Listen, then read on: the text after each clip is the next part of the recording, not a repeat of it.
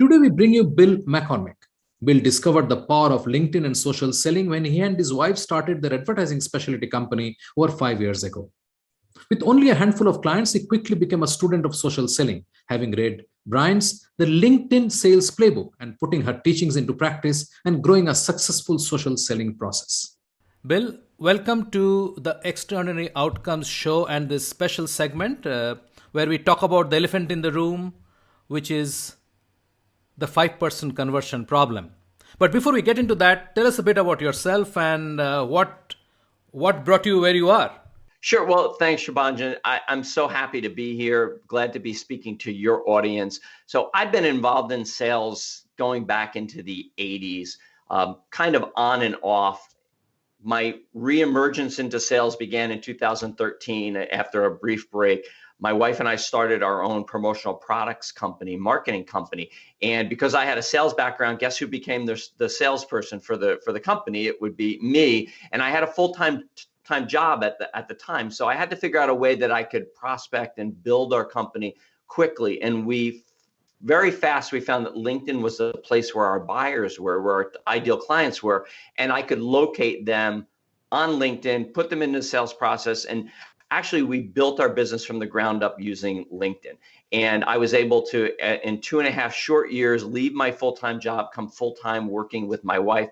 It wasn't too soon after that people in my networking circles, anytime we would talk and they'd ask how I was being successful, I would talk about LinkedIn. So they began to ask me to teach them how to use LinkedIn. So I began my own consulting company with LinkedIn, connected with a woman named Bryn Tillman, who is the CEO of Social Sales Link, who I now work with.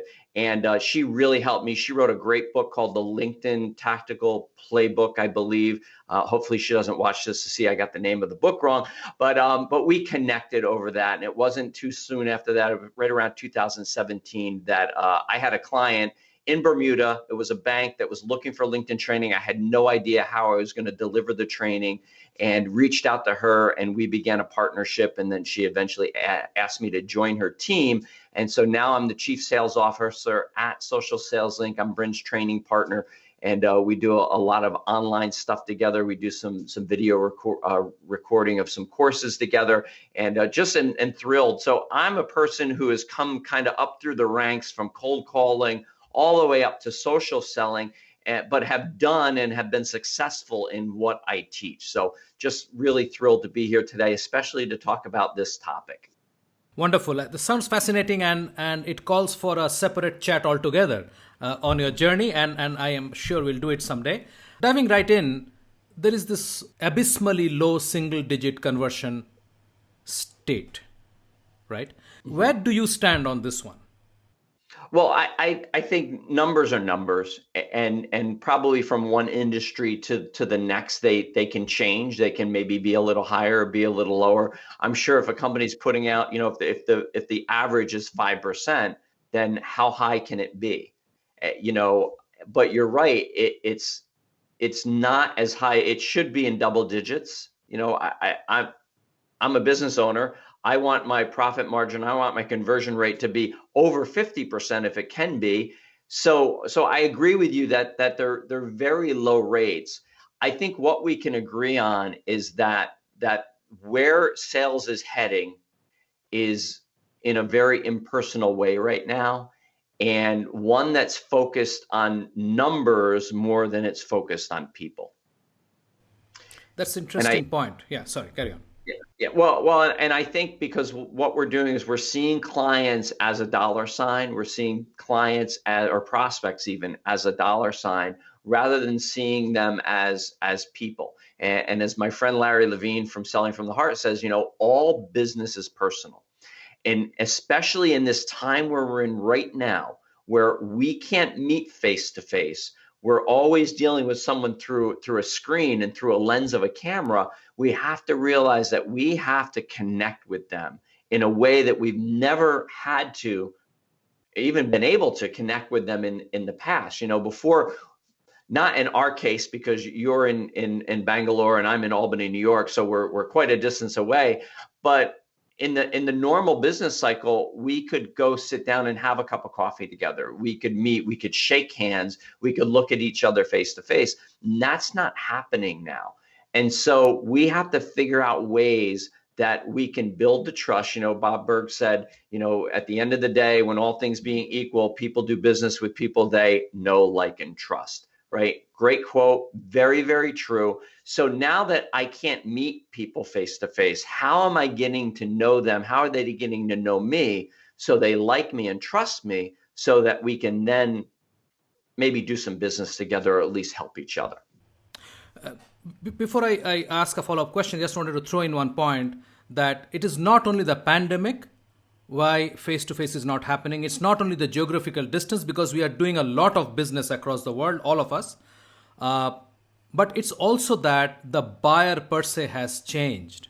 And the buyer is going to go for that coffee much later into the process and not in the beginning. So if your starting point is trying to get a face-to-face meeting, that's not going to happen, period. That's not happening. I'd agree. And I would just say that process you talk about as being longer, we as salespeople, we as companies, we're not finding out about that they're even in the process till much later. Yes. And that's what I believe was Court Provisions put out the study. 74% of B2B buyers do business with the sales rep who was the one to provide value and insight, not the one to have the cheapest price. And what we also know is that the buying process is getting really elongated because our buyers can do so much research on their own. So they're looking into things before they're even reaching out to us or before we're reaching out to them. So that's a great point to bring up. What brought us here? How did we get here? Well, I think that this has been 30 years in the making. And I think Absolutely. It began in the B2C world back in the 80s when telemarketing became so huge, and these call centers, and basically I should have said it really all comes with technology, right? Because the technology got to the point in the telecommunications industry where call centers could be activated, and now you had auto dialers and people reaching out. And I can remember when I was in the 80s, right after being married, the phone ringing right at dinner time, and because they knew you were going to be home. And so that translated then into the business world, where the business leaders thought, hey, we can have call centers and they can call on businesses. And so that started. And then and then if you were an inside rep or an outside rep, you had cold calling to do. You had so many dials to do a day. And back when I was in sales, the number was about, for every 100 dials you did, you got about 10 answers. And out of those 10 answers, and you set a meeting, you got one sale. So it was a 1% conversion. And then that stretched into the 2000s when email suddenly became the thing. And so now we went from a synchronous communication, two-way, somebody talking on the phone to someone else. Now we've got this asynchronous way that we can communicate. We can just send our message out. It lands and somebody reads it and they react to it. And so now we can do it in even more. Before we could do maybe thousands of calls a day. We can now, one push of a button, send tens of thousands of emails out. And so, that 5%, where that becomes what the big deal is about that is, what is the 100% number that gets the 5% return? Because I think what business leaders started to do is they started looking, okay, so I get a 5% return. So if I send out 500,000 emails, then I get 5,000 responses. I had to look, I'm not good at math, so I had to do this beforehand. So if I send out 500,000, whatever it is, I get 5,000 back. And so what they started to do is just make that 100% number bigger, and that gave them the better return. And so I think that's where we're at right now. And technologies continue. So now you have the whole area of social media and websites, and how do you drive traffic to your website? And oh, wow, we have LinkedIn. I heard one of our clients describe LinkedIn as Google for business. You want to find something out, go to LinkedIn. And so that's the space I operate in all the time. And what we saw about 2 years ago, we started seeing people who would connect with us on LinkedIn with no personal note. They would just connect in hopes that we would accept them. And as soon as we accepted them, bam, you got a sales pitch in your inbox on LinkedIn. And then last year, after the pandemic started, not right now, but probably about April to May, what we saw was people shifting, and they started, rather than sending a blank connection request, they sent their pitch right in a connection request. And that was such a switch, and it's turned a lot of people off. And so here's where I think the problem is leading us to. In the 80s, and even in 2000, when we were doing telemarketing, cold calling, and emailing, we may have seen in caller ID the company name. We may have seen somebody's name on an email, but we either hang up the phone or we delete the email and they're gone. Now we've taken this same idea and we brought it into LinkedIn.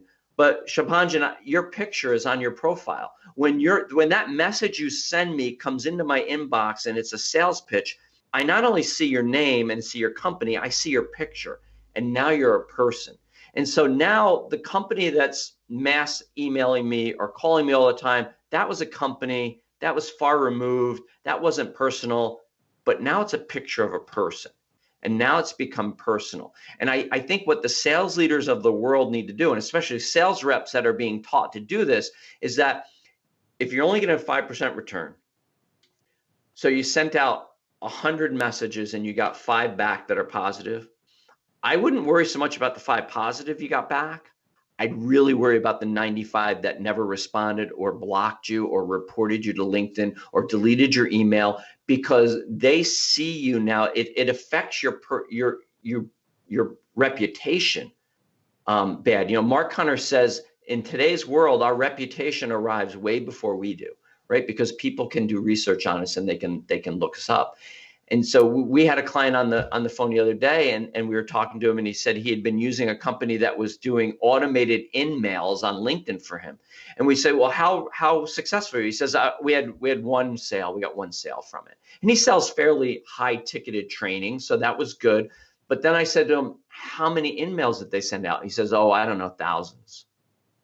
So those are really bad numbers.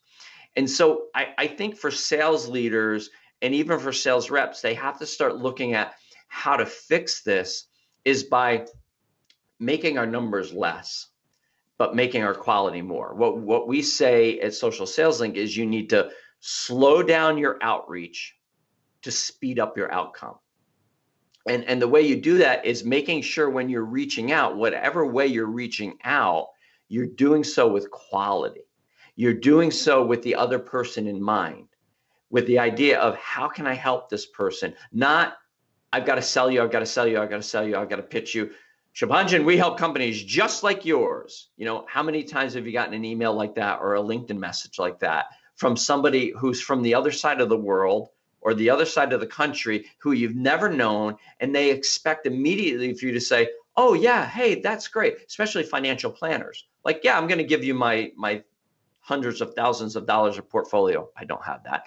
But if I did, just because you reached out to me, I think that's really where the problem is. So I'm not sure if I answered your question, but I think that's where we're at right now. Can you unpack for us what would be the right way to reach out? How do you do it right? Well, so we are, my LinkedIn profile, the first thing it says for my headline is authenticity over automation. And it's not that I don't believe in automation. We use some automation, but it comes to that synchronous and asynchronous communication. Jeb Blunt talks about it in his book, Virtual Selling. Asynchronous is one way. So you can use automation to convey information.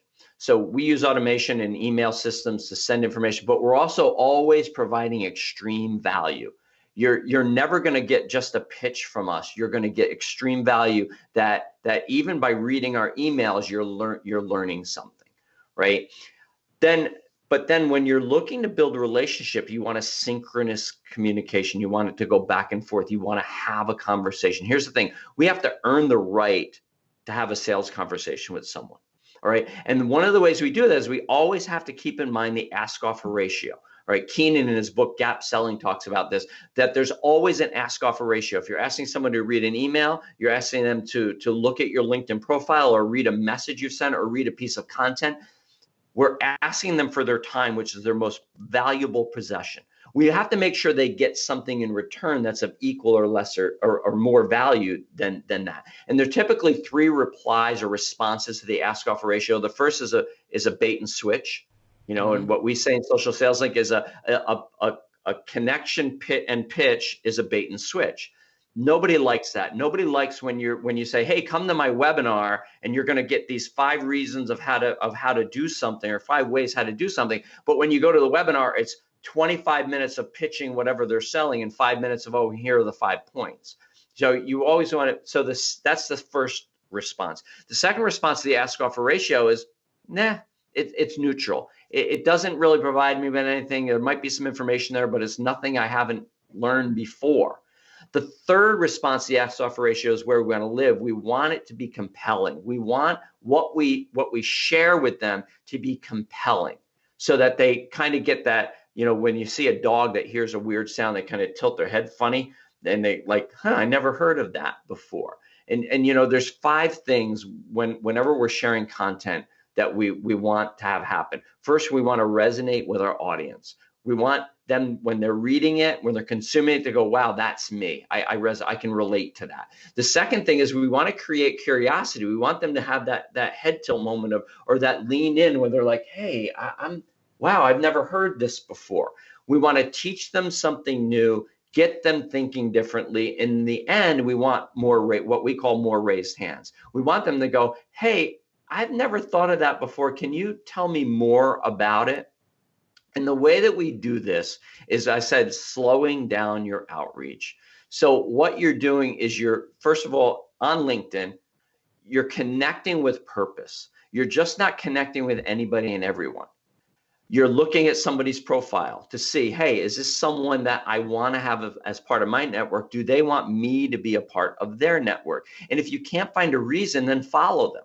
Look at their content, engage with them on their content, give them a reason to connect with you. So you want to connect with purpose, and you don't want to go to the pitch, but you always want to be a resource. The way we define social selling at Social Sales Link is that social selling is about building relationships, providing real value, and being a resource, and understanding that the sales will come when the time is right. And that's what a lot of salespeople have a problem with, especially sales leaders. They don't want to wait. They think that if they jump right to the gun, and if I pitch you right away, that if I do that with 10 people, one might say yes, and then I'm closer to hitting my goal and hitting my my numbers for the month. But what we have to do is slow it down, reach out with what Scott Schilling says, high intention but low expectation. All right, low attachment is what he said, but I say is expectation. So when I reach out to you, if you're my ideal client, I'm going to reach out with value in order to build a relationship, and I'm going to have a high intentionality of providing you with value and serving you, and then a low attachment to, oh my God, is he going to buy from me? Is he going to buy from me? Is he going to buy from me? Oh, he didn't buy from me. All right, on to the next one. It's about building the relationship, and it takes longer. Right? It definitely takes longer. However, you see a higher return on the work that you're doing and the outreach that you're doing. It's very interesting, because what you say is hard, and people don't like hard things, right? Let me, it's really not hard. Okay. So I live in the Northeast in New York, and it's going to warm up this week. It's going to be 60, but yesterday it was 9 degrees when I got up, 9 degrees Fahrenheit when I got up and took my dogs out for their morning walk. And there are people on garbage trucks out working. That's hard to me, right? That's hard. This isn't hard. It's just not easy. See, and the reason is because we've been taught in the sales world that there are plug and play solutions. That all you have to do is set up and segment your list the right way and send these 5 steps of email sequences, and it's going to convert to 50%, and you're going to have much success, and you're going to be able to sit back and because we want it easy. We don't want to do the hard work, the more difficult way of actually building a relationship and establishing a customer for life. And so that's what I'd say is we've kind of fallen in the sales world, we've fallen into this idea that there are some solutions that are out there that all you have to do is put a couple of things in play and it's going to take care of itself. I wish that were true. It's not. Everyone on LinkedIn that's selling lead generation, and we can book appointments for you. And I would encourage everyone to do their due diligence and really look into that and see if it really, really works. Because yeah, they may set some appointments for you, but how many people are they alienating that could have been your client? I was in pest control 28 years ago. Okay, my youngest daughter was just born and she's 28. I have it on my profile. All right, so this is from like 1995 to 96, I think it was. I still get people reaching out to me saying, "Hi, Bill, I see you're in pest control. We help companies just like yours." And then I reach out to them and they're like, "Oh yeah, well, I have some automation set up." And here's the thing, if you're using automation on LinkedIn, you're probably violating LinkedIn's terms of use and they can shut you down. So that's one that those lead generation companies, they won't tell you about that. But I agree, it's difficult because we have low expectations in the sales world. I think that's the key. Yeah, and also because most of the sales automation, to my mind, drives the idea of making selling easy. But the fact is, making selling easy does not sell a thing. It can, if you can make buying easy, and all that you said actually makes the buying easy. Exactly. Buying easy can end up in a sale, but selling easy, it's completely sales out thinking. It is a very industrial era thought process which we are not able to shake off, where we were mass manufacturing. We just figured out to mass manufacture stuff, and we had to give a sales guy a quota saying you need to sell 100,000 of pieces of this. Just figure out this is your territory, go and sell it to whoever, and if you meet it, you make so much money, right? So we are not able to sort of shake out the structure we had put 50 years back or 60 years back, and our thinking is still like we said, you need a lot more calls for your 5%. So okay, why don't we do robocalling, right? Right. Oh, and you said it. You said the difference between being seller centric and buyer centric. And I think what's happened is we've developed all this sales training being seller centric, rather than developing the skills necessary to make the buying process buyer centric. And if people are in sales, I would highly recommend they read the book Selling from the Heart by Larry Levine, because he talks about all of the soft skills that we need to really serve our clients. The soft skills like really actually caring and having empathy for them, to really developing relationships, to actively listening and hearing what they're saying, not listening to respond or to react, but listening to be able to serve. And that's really what it comes down to, is we have to make the selling process buyer-centric rather than sales-centric. That's really the key, I think, to where we need to head in the next year, 2 years, 3 years. I don't think we can plan past that, because if anything, 2020 taught us anything, is that you can think far ahead, but your plans can change like that.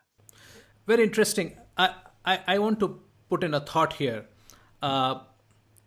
You know how you see children who grow up in an empathy-ridden home, where the parents are empathetic, the parents are, are concerned about people who are not doing as well, concerned about animals and so on. These children grow up to be empathetic, right? So if you want your salespeople to be having empathy for the customer, your sales leadership has to be that. If daddy in the office is saying, I'm going to whip your backside if you don't make this quota because my backside is getting whipped by my boss, it's very, very unlikely that person is going to be, oh, I really want to understand your problem. Yeah, it's got to come from the top down. It's got to come from the CEO down through the CSO, down to the regional sales reps, the VPs of sales and marketing, to the sales leaders. And unfortunately, and I can especially speak of the United States, the CEOs are so far removed in many large companies from those people on the ground. All they see, they're beholden to the board, and so they're just looking at outcomes. They're just looking at dollars and cents, and they're really not seeing it. I think where it really has to come down to are the regional, the heads of the small sales teams that have to look and say, how can I make this better? How can I make this easier? Because if they model that for their team, then everything else will take care of itself. But it takes a lot of bravery to be able to do that in today's world. And I say bravery because it could be their job on the line. I'm in a sales mastermind where some people are using some of these soft skills, and they're actually threatened. They're actually made fun of in the office. They're looked down upon. But you know what? They're always at the top of the leaderboard in the month for their sales, because their sales process is buyer-centric. It's not seller-centric. And so I think you really hit upon something with that I'm gonna borrow that. Thanks. Of course, anytime. So if you are looking out, I mean, you are specializing in a very particular way of selling, right? So social selling focused on LinkedIn. When you look out and from your background and the changes that you have seen since the 1980s, where do you see the rest of the selling process headed? I don't think we'll get away from automation anytime soon. I think it's here to stay. However, I do think there is going to be a shift away from it, only because so Microsoft bought LinkedIn in 2016. I think it was 2000. So $26 billion, and I always say billion with a B. That's a lot of money that Microsoft sunk into that. Microsoft is going to become, I think, more, and I don't have any inside information on this, is just my guess. Microsoft is going to become more entrenched in the LinkedIn process. So I think, and we all know that Microsoft kind of keeps their stuff close. I think a lot of the automation that is gotten away with now on LinkedIn won't be anymore. I think there are a lot of companies that are putting their ducks all in one basket, so to speak, or their eggs all in one basket. I'm mixing my metaphors here.